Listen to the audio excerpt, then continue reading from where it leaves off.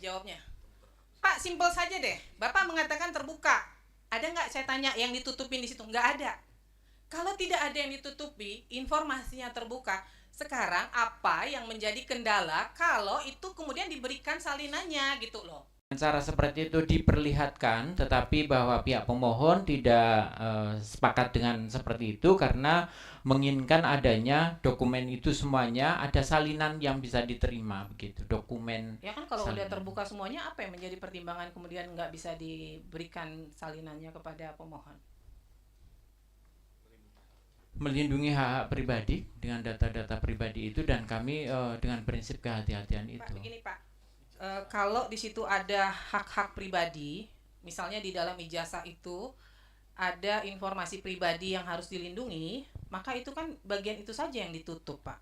Tidak otomatis kemudian informasinya itu lalu nggak bisa diakses menjadi rahasia, nggak bisa, Pak. Kalau Bapak tunjukkan, sekarang kalau Bapak tunjukkan lah, ditutup nggak tuh kalau yang mengandung informasinya? Kalau Bapak nggak tutup, Bapak juga salah. Kalau mengandung informasi yang rahasia, sekalipun diperlihatkan Bapak tidak nutup, bisa saja Bapak digugat orang. Baik Yang Mulia, izin kami bertanya Yang Mulia. Silahkan. Menurut Yang Mulia, ketentuan pasal 17 huruf H angka 5 itu apakah mencakup ijazah atau tidak? Pasal 17 coba baca apa Pak? Saya nggak pegang undang-undang soalnya.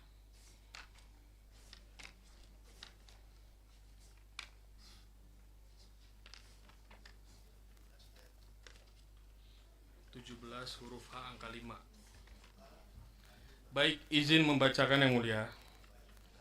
Di dalam pasal 17, setiap badan publik wajib membuka akses bagi setiap pemohon informasi publik untuk mendapatkan informasi publik, kecuali H. Informasi publik yang apabila dibuka dan diberikan kepada pemohon informasi publik dapat mengungkap rahasia pribadi, yaitu angka 5-nya, catatan yang menyangkut pribadi seseorang berkaitan dengan kegiatan satuan pendidikan formal dan satuan pendidikan non formal.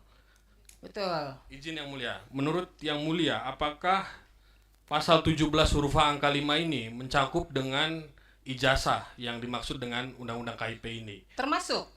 Berarti ijazah itu basicnya berdasarkan Undang-Undang KIP adalah dikecualikan. Tapi tadi kan saya bilang, tapi lihat pasal 18-nya, di situ ada menyangkut pejabat negara, Pak. Betul. Maka dari itu, hasil uji konsekuensi kita dengan mempertimbangkan pasal 17 huruf H angka 5, jungto pasal 18 ayat 2, maka kemudian informasi ijazah pencalonan presiden dan wakil presiden itu dinyatakan terbuka. Namun dengan catatan hanya dapat dilihat oleh pemohon informasi sebagaimana yang diatur dalam pasal 4 Undang-Undang KIP terkait dengan hak-hak informasi Pak, pemohon Bapak kalau informasi. mau bicara hak terhadap pasal yang tadi Bapak baca, itu berlakunya umum.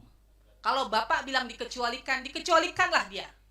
Tapi ketika itu menyangkut pejabat publik, kalau misalnya ya si A ikut terkait calon gubernur, calon bupati atau gubernur, yang bersangkutan ternyata tidak jadi pejabat publik, dia tidak terpilih, Bapak tidak boleh buka informasinya karena dia tidak terpilih, Pak, tidak menjadi pejabat publik. Persoalannya sekarang yang lagi disengketakan adalah yang bersangkutan sudah menjadi pejabat publik, informasinya menjadi terbuka, publik berhak tahu, Pak, benar atau tidak.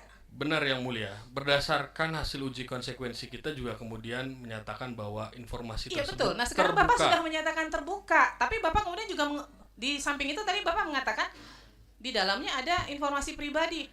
Loh, gimana ceritanya? Kan kalau ada informasi pribadi harus Mulia, ditutup. Saya gimana tidak sih, Pak? menyampaikan hal demikian. Tadi kan yang saya pertanyakan adalah terkait dengan penjelasan pasal 17 huruf H angka 5 yang kemudian majelis juga menyatakan bahwa ijazah merupakan bagian dari yang dasarnya, basicnya adalah informasi Bapak dikecualikan. Jangan ngetes saya di soal itu, Pak. Saya sudah bilang berkali-kali, itu berlaku untuk masyarakat umum, Pak. Kalau pejabat publik itu tidak berlaku, Pak. Pejabat publik informasinya, ijazahnya menjadi terbuka, Pak. Publik boleh tahu ijazahnya sesuai atau tidak. KPU punya kewajiban melakukan verifikasi, kan begitu, Pak. Sekarang KPU lakukan nggak verifikasinya?